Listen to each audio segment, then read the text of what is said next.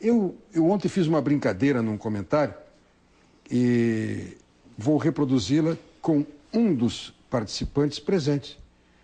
Eu dizia assim, na Rádio Gaúcha, olha, com um líder que é cândido e vagareza, as coisas não andam com a sua candura e com o seu vagar. Tivéssemos lá um bom gás e aí a coisa andaria diferente. Deputado, boa noite. Boa noite. O que aconteceu? Bom, te saudando, né, todos os telespectadores, o Ivo Lessa, o Paulo Braque, também o deputado colega Afonso Heinz, que daqui a pouco estará conosco. Olha, eu quero dizer, primeiro, o tema do código. O que é o código? Porque nós estamos, na verdade, num debate longo tempo, quem está diretamente vinculado ao tema. Mas a sociedade como um todo, até eu quero parabenizar vocês, Brito, porque os últimos dias vocês têm trabalhado muito do ponto de vista da mídia, dos jornais, muitas entrevistas e tal, o que é importante para a sociedade, de fato, conhecer o que está acontecendo. Mas o código é exatamente como é que o Brasil vai se posicionar frente às florestas na nação brasileira. E hoje, esse é o grande debate que nós precisamos fazer. E talvez o Brasil possa ser o único espaço onde nós vamos conseguir fazer uma síntese. Uma síntese num mundo que está com inseguranças climatológicas, incertezas, né, desastres, catástrofes, enfim, que nós estamos vendo a cada momento. E, em segundo lugar, uma insegurança alimentar. Então, precisamos de mais alimentos. Além do outro tema, que é a questão das energias renováveis. Mas pegando fundamentalmente o aspecto do clima, do meio ambiente, e pegando o tema da produção de alimentos, o Brasil pode fazer uma síntese, que é exatamente produzir comida e preservar o meio ambiente. E quando eu cheguei em Brasília, agora eu sou cristão novo, vamos dizer assim, em Brasília, porque era 14 anos aqui deputado estadual, e quantas vezes participamos junto contigo aqui em debates, como deputado estadual, a polarização que tinha em Brasília sobre o tema do Código Florestal era exatamente entre ambientalista e ruralista. Ruralista mais no sentido do grande proprietário dos fazendeiros. E o relatório que estava para ser apreciado era o relatório apresentado pelo Aldo Rebelo, que foi relator de uma comissão do ano passado, que se constituiu na Câmara Federal. E este relatório, nós não queríamos de forma alguma que ele fosse votado, porque ele não fazia esta síntese da preservação e da produção de alimentos e nem tinha a contemplação da agricultura familiar. Nós não tínhamos uma palavra, Brito, da agricultura familiar, que hoje passa a ser produtora de 70% do alimento que é produzido no Brasil, consumido no Brasil. Então, nós, quando chegamos lá, a nossa bancada do PT teve uma decisão muito forte de pedir a presença do debate do governo, para que o governo nos orientasse no sentido de ter uma construção sobre as alterações e das insuficiências que o projeto apresentava, e ao mesmo tempo que nós não votássemos assodadamente sem fazer o debate, até porque o Congresso se renovou em 46%, e era justo que os novos participassem também, por mais que tivessem participado antes, como é o meu caso, mas especificamente como deputado federal. Nós avançamos muito, eu quero dizer que as insuficiências foram corrigidas em boa parte, nós teríamos uma anistia generalizada para as dívidas, ainda tem problemas sobre isso que a gente pode abordar durante o tema.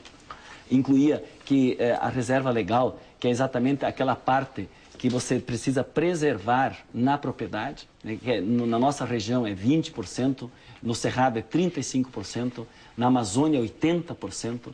Esta parte ficou consignado no relatório que em qualquer área, em qualquer propriedade, 4 módulos não precisariam ter a recomposição da reserva legal.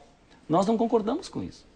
Nós não concordamos, nós achamos que precisa ter a reserva legal, que ela precisa ser recomposta e para, especificamente, a agricultura familiar, poderia ter um redutor, até a proposta da FETAG, da CONTAG, é de um redutor não para derrubar, mas para recompor. Precisava recompor uma parte, então você faria com o redutor na recomposição. Ou seja, para que todos entendam, especialmente quem é do asfalto, não compreende muitas coisas que estão sendo ditas. Eu tenho uma propriedade, posso plantar nela até um determinado limite, porque o limite que for, ao fim e ao cabo, resolvido pelo Código Florestal, eu não posso tocar, ficar lá in natura. Não dá nem para passar corta-grama. Não, é exatamente, esse é o grande valor quando a gente pensa um tema ambiental, do equilíbrio ambiental, que essa terra possa ter a sua mata, que possa absorver as chuvas, que a gente não precisa ver no Rio de Janeiro, em qualquer lugar, quando vem uma chuva, logo nós temos quedas. Então, esse é o equilíbrio. Nós vamos pegar o caso gaúcho. Saindo aqui de Porto Alegre e indo para o sul, o que tem é aqui ou ali um capãozinho para o gado se esconder, o resto tudo é campo. Pois é, aí que é a nossa preocupação. Não tem floresta. Aí que nós precisamos. O que então precisa? Uma área de 1000 hectares Vamos dizer assim, uma área de 1.000 hectares precisaria ter, então, vegetação nativa, ela precisaria ter 200 hectares. Não tem mais isso. Ao longo dos rios, isso se chama reserva legal. Então, uma propriedade, um pequeno agricultor tem 10 hectares, ele precisaria ter 2 em mata nativa. E as 8... Se houver mata, né? Isso, mas essa é a exigência. Então, na verdade, o que o Código faz? O Código é lá de 1965. O que precisaria fazer? Esse agricultor, vamos dar 2 exemplos. Um exemplo do pequeno agricultor, que tem 10 hectares. Ele precisaria ter 2 hectares em mata nativa. Isso é a reserva legal. Neste caso, as 8 ele estaria plantando. Se ele agora só tem 1 hectare, então ele recomporia essa parte. Para os agricultores familiares, nós estamos solicitando, e esse é o nosso entendimento, essa emenda que nós defendemos, que ele recomponha metade, 50%, mas que ele recomponha. E além disso, o outro elemento, isso é a reserva legal. Na fazenda, então, seria um latifundiário que tem 1.000 hectares, seria então 200 hectares. 800 hectares ele pode plantar. Né? E o outro aspecto que é forte no Código é a questão das APPs. As APPs são áreas de preservação permanente, que então centralmente são as inclinações dos topos de morro acima de 45 graus, né? Então o que for acima de 45 graus é considerado APP, e fundamentalmente as matas ciliares. Então num riacho de 10 as matas metros, de beira de rio. Isso, onde eu tenho uma determinação do Código que se são 10 metros, precisa ter de cada lado 30 metros. Se é de 10 metros a 50, precisa ter 50 metros de mata ciliar. E assim sucessivamente até os que estão acima de 600 metros, pega o Rio Uruguai, pega um grande rio, são 500 metros de mata ciliar. Ali não se pode fazer nada. Nesse caso, são consideradas APPs. Então temos propostas sobre esses... Deixa eu só perguntar, esta síntese que o senhor nos deu corresponde à posição do governo e à posição original do relatório Aldo Rebelo?